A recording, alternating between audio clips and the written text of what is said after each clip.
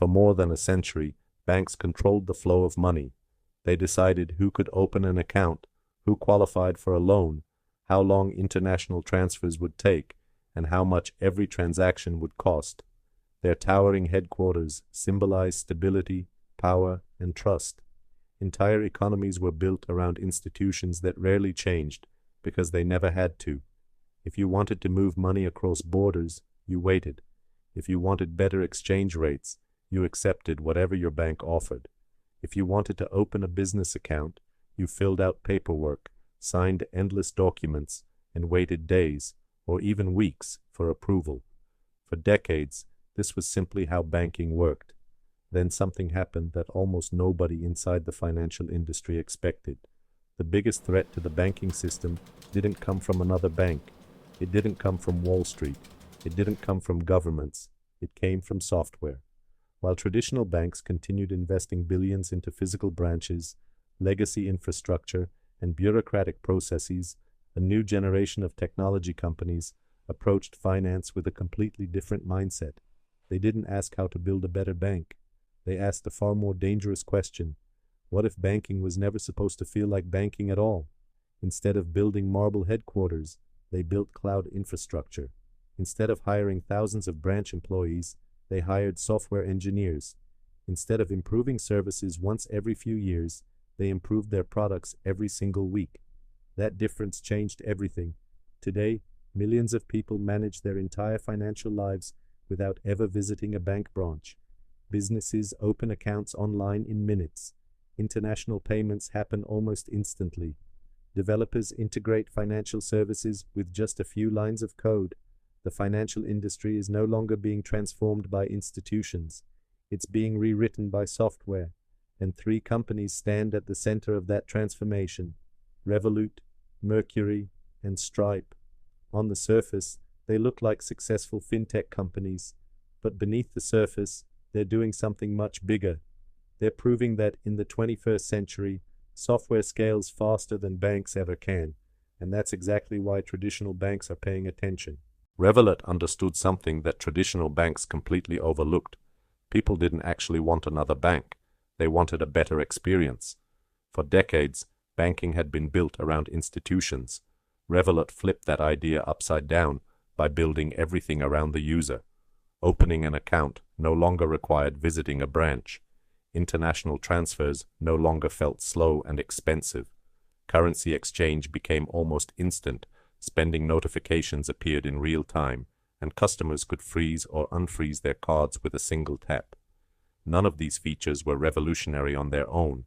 The real innovation was that they all existed inside one continuously evolving piece of software. Traditional banks operate on systems that, in many cases, were designed decades ago. Every new feature must fit into layers of legacy infrastructure.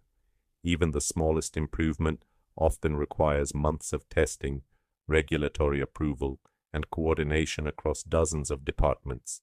Software companies don't think that way. Their products are never truly finished. Every week brings another update. Every customer interaction generates new data. Every improvement makes the platform more valuable than it was the week before.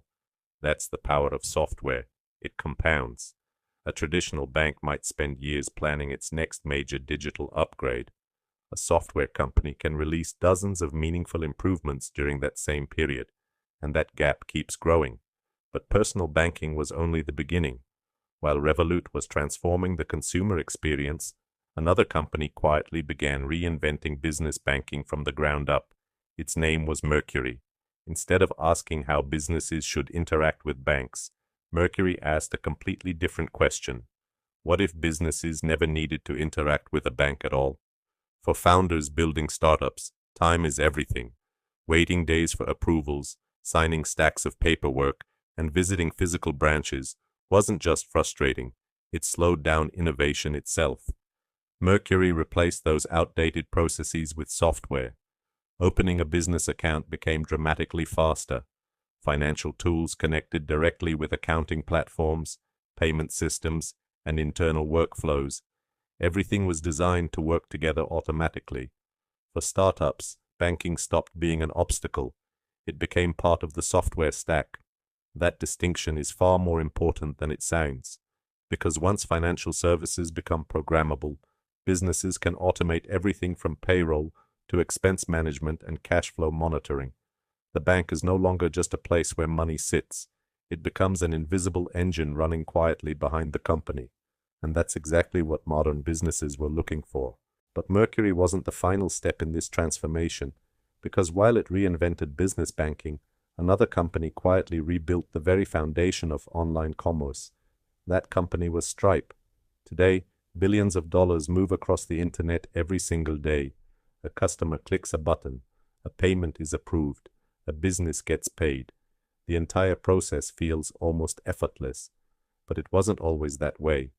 Not long ago, accepting payments online was surprisingly complicated.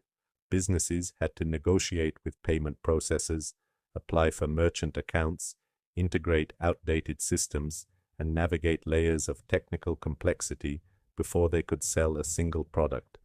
For many entrepreneurs, building the payment system was almost as difficult as building the business itself.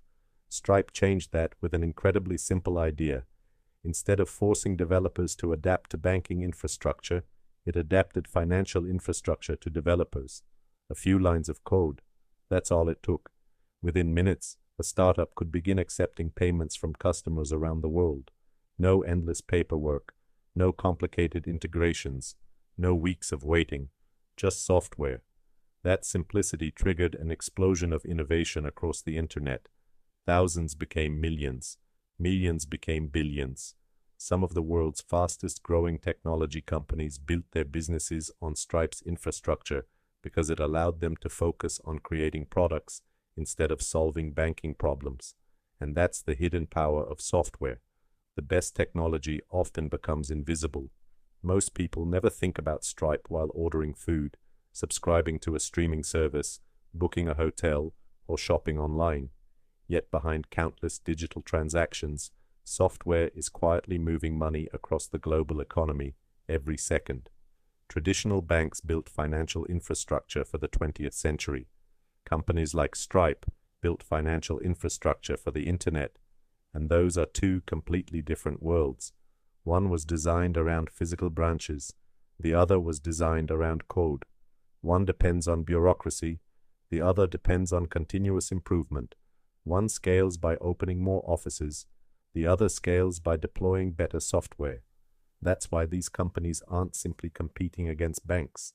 They're changing the definition of what banking actually is. So why are traditional banks paying such close attention to companies like Revolut, Mercury, and Stripe?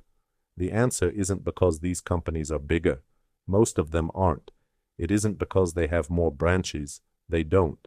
And it isn't because they have more employees. In many cases, they have far fewer.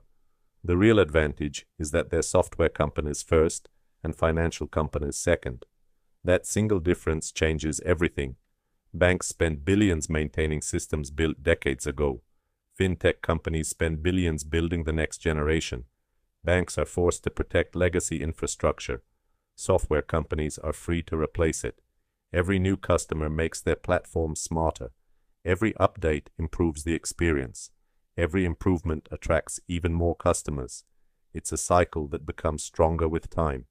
Economists call this a compounding advantage. Software engineers simply call it iteration. And this is exactly where the future of finance is heading. Artificial intelligence is already beginning to automate customer support, fraud detection, risk analysis, and financial planning. Machine learning models can identify suspicious transactions in milliseconds. Algorithms can personalize financial products for millions of users simultaneously. Cloud infrastructure allows new features to be deployed globally in hours instead of months. Traditional banks understand these technologies. Many are investing heavily in them. But technology alone isn't enough. The greatest challenge isn't replacing old computers. It's replacing decades of organizational thinking. Changing software is difficult. Changing culture is even harder. And that's why disruption rarely comes from the largest companies. It comes from the fastest ones. The companies willing to question assumptions that everyone else accepts. Revolut questioned personal banking. Mercury questioned business banking. Stripe questioned online payments. Each one started with software. Each one solved problems that traditional institutions had learned to live with, and together they proved something remarkable. In the digital age, the strongest financial institution isn't necessarily the one with the tallest headquarters or the oldest history. It's the one capable of improving every single week. The future of banking won't be built with more concrete. It will be built with better code. The next generation of financial leaders may never look like banks at all, because the biggest disruption in banking history isn't coming. It's already here, and this is only the beginning. If you enjoyed this deep dive, subscribe for more documentaries exploring the companies, technologies, and business empires quietly reshaping our world. Because the next trillion-dollar disruption is probably being written in code right now.